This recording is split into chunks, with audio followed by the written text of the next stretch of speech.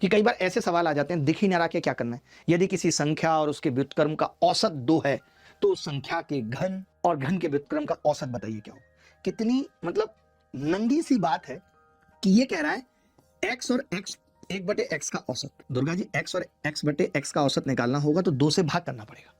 तो मैंने कहा इसका सम बता दीजिए मुझे आप औसत मत बताइए, आप सम बता दीजिए।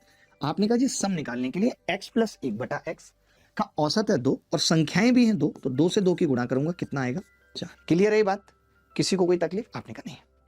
अच्छा, अब मुझे क्या पूछा है सवाल में, तो मैंने कहा पहले आप सम ही बता दो मुझे, आप सम ही बता दो। x³ + 1/x³ बराबर, आप बोलेंगे 2³ - 2 गुणा 3, यही करते हैं, सॉरी 4³ - 3 गुणा 4।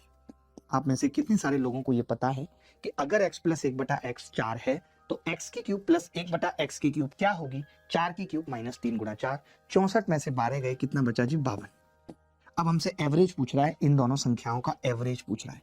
तो साहब एवरेज क्या होता है? आपने कहा सम, संख्याएं कितनी हैं? 2, तो मैं क्या करूंगा? 52 को 2 से भाग कर दूंगा, कितना उत्तर आ जाएगा? 26। ये एक सवाल सिर्फ मैंने आपको डेफिनेशन समझाने के लिए पूछा है कि एवरेज की डेफिनेशन क्या होती है।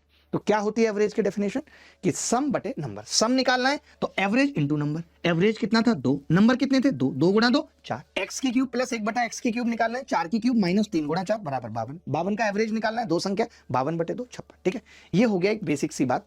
अब जैसे ऐसा सवाल पेपर में पूछा जाता है कि एक परिवार में 5 सदस्यों का औसत वजन इतना है, उस परिवार का औसत वजन बताइए। तो जब भी कभी इस तरीके का सवाल आता है तो हमारी एक नजर जाती है, ये सवाल अभी पूछा गया है आईबी सिक्योरिटी के एग्जाम में, लेटेस्ट है, हमारी निगाह जाती है कि क्या हम इस सवाल का यूनिट डिजिट देखें तो क्या है। तो आपने कहा सारे ऑप्शंस के यूनिट डिजिट अलग अलग है, ठीक है, अलग अलग है दुर्गा जी। तो हमें एवरेज निकालने के लिए आप बताइए क्या करना पड़ता है? मतलब सम करना पड़ेगा पहले इन सबका। अब पेपर के अंदर इन छोटे छोटे का सम करना भी आसान नहीं होता, मुश्किल होता है। सर आजकल एजुकेशन इंडस्ट्री में क्या हो रहा है, कोई इधर जा रहे हैं, अदला बदली क्यों हो रही है पता नहीं मुझे, बाकी सबका तो नहीं पता, लेकिन I know very well, Radhika ma'am को मैं जानता हूं, उन्होंने हमारे साथ भी काम किया। तो सी इज वेरी नाइस टीचर, मुझे लगता है अच्छा पढ़ाती हैं। और वो मतलब किसी भी आवेश में आकर के या किसी भी गलत वे में मुझे नहीं लगता है कि वो कोई भी डिसीजन लेती हैं। बहुत सोच समझने के बाद जब उनको लगता है कि अब यही डिसीजन आखिरी रास्ता है, तभी वो ऐसा कुछ करती हैं।